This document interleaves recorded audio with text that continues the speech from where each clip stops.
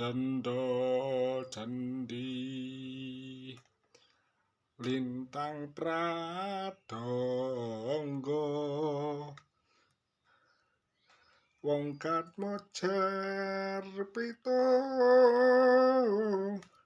arum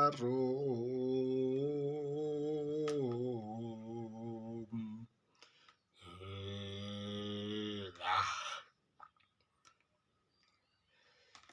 sulukane jan nandha nyampleng sithik nanging ya kudu eling karo waspada. Si drona ki tambah suwe tambah nemen gemblunge. Kadang-kadang ya bisa mancala putra, mancala putri, dadi enom, dadi tua. Lah, angger kaya kuwi carane ya dicablakani baen. Ora usah kiye-kiye sing kaya nyobahi tiru-tiru lakune si drona nggo ngapa jel. Inyong kok niru lakune drona. Sruduk bae jajal.